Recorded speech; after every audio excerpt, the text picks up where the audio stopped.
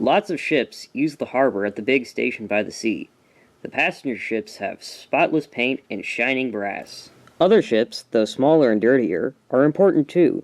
They take coal, machinery, and other things aboard, and bring back meat, timber, and things we need.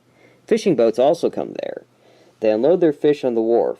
Some of it is sent to shops in town, and the rest goes on a special train to other places far away. This is the train the railwaymen call the Flying Kipper.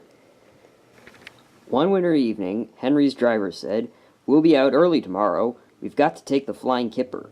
"Don't tell Gordon," he whispered, "but I think if we pull the Kipper nicely, Sir Topham Hatt will let us pull the express."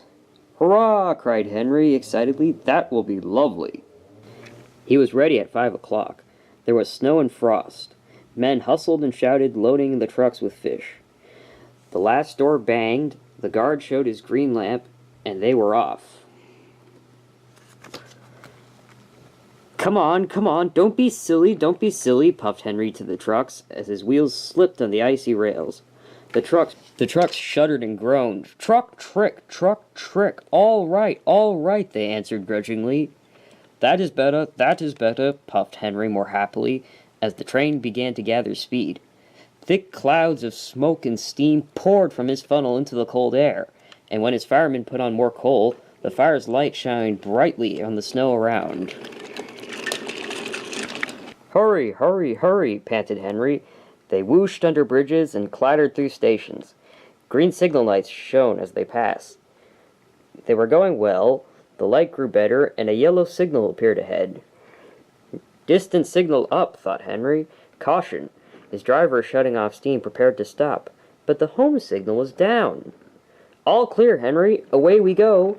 They couldn't know that the switches from the main line to his siding were frozen, and that the signal had been set at danger. A fall of snow had forced it down. A goods train was waiting in the siding to let the Flying Kipper pass. The driver and fireman were drinking cocoa in the brake van. The guard pulled out his watch. "The Kipper is due," he said. "Who cares?" said the fireman. "This is good cocoa." The driver got up. "Come on, fireman, back to our engine." "Hey," the fireman grumbled, "I haven't finished my cocoa yet."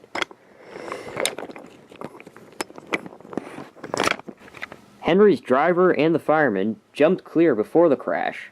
Henry sprawled on his side. He looked surprised. The goods train's fireman waved his empty mug.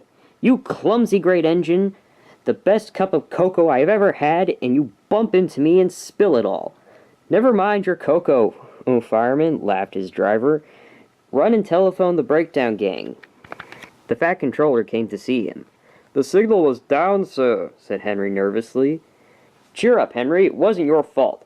Ice and snow caused the accident. I'm sending you to Crewe, a fine place for sick engines. They'll give you a new shape and a larger firebox.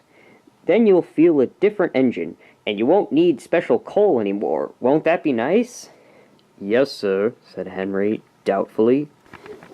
Henry liked being at Crewe, but was glad to come home again. A crowd of people waited to see him arrive in his new shape. He looked so splendid and strong that they gave him 3 cheers. "Beep, beep, beep, beep. Thank you very much," he whistled happily. I am sorry to say that a lot of little children are now late for school, because they wait to see Henry go by. They often see him pulling the express. He does it so well that Gordon is jealous. But that's another story.